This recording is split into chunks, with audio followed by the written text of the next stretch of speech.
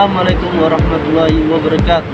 Perkenalkan, nama saya Saputra Akbar, mahasiswa Universitas Maulana Malik Ibrahim Malang. Baik, kali ini saya akan membuat video yaitu tentang prinsip-prinsip ekonomi syariah. Nah, apakah kalian tahu apa itu ekonomi syariah? Di sini saya akan menjelaskannya. Ekonomi syariah yang mana segala transaksi atau pengelolaan produk berdasarkan ajaran syariat agama Islam. Nah, tujuannya adalah menciptakan kesejahteraan yang adil bagi seluruh masyarakat. Nah, dalam ekonomi syariah ini terdapat beberapa prinsip, yaitu pertama, prinsip ketauhidan, keadilan, serta larangan riba, gharar, serta maisir. Baik, di sini saya akan menjelaskan prinsip-prinsip ekonomi syariah. Prinsip pertama yaitu tauhid, keyakinan bahwa segala sesuatu adalah milik Allah. Nah, di dalam ekonomi syariah segala tindakan harus jujur, amanah, dan sesuai dengan syariat agama Islam. Tujuannya bukan hanya untuk pribadi, tetapi untuk mendapatkan keberkahan dan kemanfaatan bagi orang lain. Nah, prinsip kedua yaitu keadilan. Dalam ekonomi syariah, prinsip keadilan sangat ditekankan, yang mana tidak ada pihak yang dirugikan maupun pihak yang ditindas. Untuk hasil keuntungan dari resiko ditanggung bersama-sama. Nah, dengan adanya keadilan, hubungan antara penjual dan pembeli, pengelola usaha dan pemilik modal dapat berjalan dengan lancar serta saling menguntungkan. Prinsip yang ketiga yaitu larangan riba.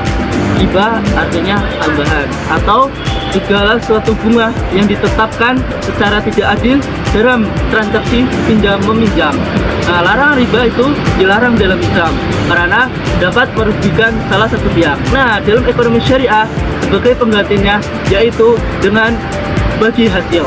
Nah, bagi hasil ini dapat menciptakan sesuatu transaksi yang adil dan transparan. Yang keempat yaitu gharar, yang artinya ketidakpastian atau ketidakjelasan dalam transaksi. Nah, misalnya suatu barang yang belum jelas jumlahnya, kualitasnya, dan keberadaannya.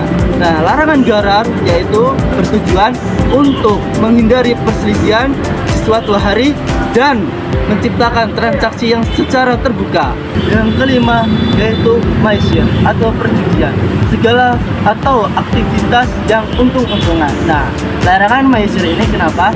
Karena seseorang mendapatkan keuntungan tanpa usaha yang jelas. Nah, dalam ekonomi syariah diajarkan bahwa keuntungan harus didapatkan dengan usaha yang halal dan produktif. Contoh penerapan ekonomi syariah yang pertama yaitu di perbankan syariah.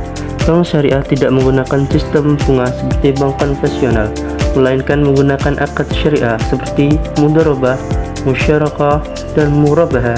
Melalui sistem ini, keuntungan dan risiko ditanggung bersama sesuai kesepakatan. Yang kedua yaitu asuransi syariah.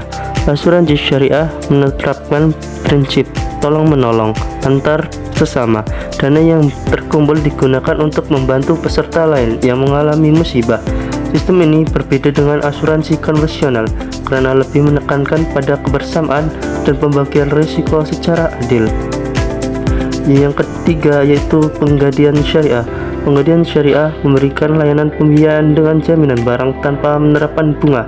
Nasabah hanya dikenakan biaya pemeliharaan atau penyimpanan barang sesuai akad yang disepakati. Yang keempat yaitu pasar modal syariah.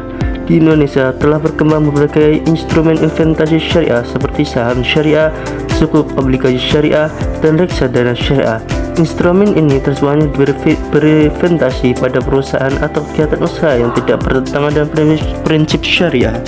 Dari apa yang saya jelaskan dapat disimpulkan bahwa ekonomi syariah menciptakan sistem yang adil, transparan, dan membawa keberkahan dengan menerapkan prinsip tauhid, keadilan, larangan riba, gharar, serta maisir. Nah, dengan itu maka masyarakat dapat menciptakan ekonomi yang sehat dan sejahtera. Mungkin ini video dari saya. Assalamualaikum warahmatullahi wabarakatuh.